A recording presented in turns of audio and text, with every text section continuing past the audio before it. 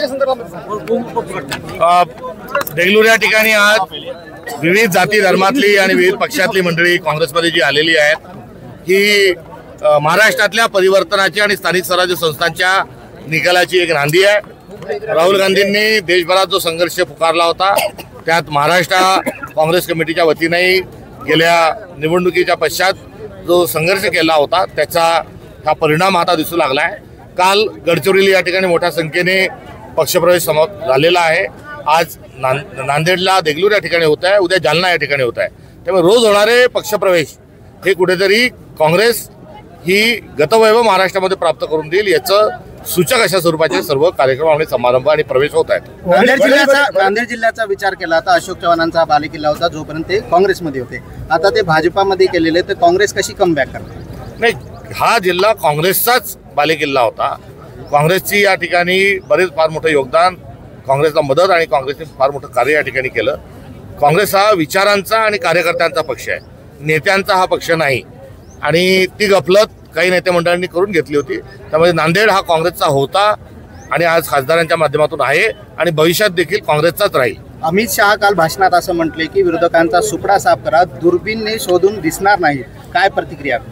आज देगलूरचा आणि कालचा गडचिरोलीचा कार्यक्रम जो आहे याचे फोटो त्यांच्यापर्यंत पाठवण्यात येतील।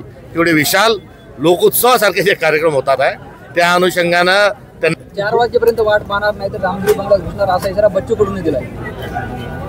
त्यांचा इशारा हा त्यांच्या पातळीवर त्यांचं आंदोलन आहे, त्यांच्या जे मुद्दे आहेत त्या मुद्द्यांना आमचा पाठिंबा आहे। राज्य संस्थांमध्ये युवकांना संधी मिळणार निश्चित स्थानिक स्वराज्य संस्थांमध्ये मोठ्या प्रमाणावर युवक आणि नव्या चेहऱ्यांना संधी देण्याचा प्रयत्न भारतीय काँग्रेसचा आहे। महाविकास आघाडीमधूनही वेगवेगळी वक्तव्य येत आहेत, स्वबळावर लढू। आता सध्या काय परिस्थिती आहे? महाविकास आघाडी एकत्र आहे का? नाही, याच्यामध्ये महाविकास आघाडी ही 2019ला स्थापन झाली, 2024 येता इंडिया अलायन्स झालं आणि त्या संदर्भामध्ये काँग्रेस पक्षाची जी भूमिका आहे ती आपल्याला सर्वांना ज्ञात आहे की स्थानिक स्वराज्य संस्थेमध्ये स्थानिक पातळीवर युती आघाडी करण्याचे आम्ही सर्व अधिकार दिलेले आहे। महाराष्ट्र पातळीवर कोणची युती कोणची आघाडी आम्ही करणार नाही। त्यामुळे त्या ठिकाणी जशी जशी परिस्थिती असेल त्यानुसार या निवडणुका होतील।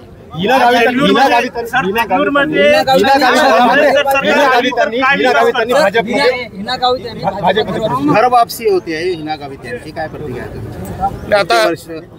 आता त्यांचे वडील जे आहेत तेही मंत्री होते, त्याही जे आहेत त्या मागच्या काळामध्ये खासदार होतात, त्यामुळे त्यांची घर वापसी जी आहे ती वापस घरातून काय गेल्या आणि वापस काय येतात आहे आणि त्याच्या आधी त्या कोणत्या घरात होत्या, हा सर्व जो भाग आहे यावर काही भाष्य न केलेले बरे आहेत। मनसेबद्दलची जी भूमिका होती आपली मनसेबद्दलची ती अजूनही ठाम आहे का? आणि तुम्ही ते कळवलं का हायकमांडला की आम्ही मनसेसोबत महाविकास आघाडी?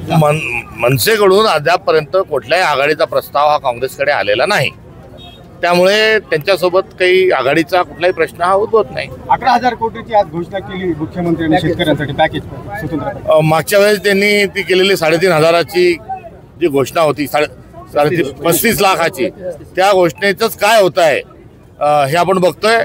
तशीच ही 11,000ची पण घोषणा तशीच फसवी आहे।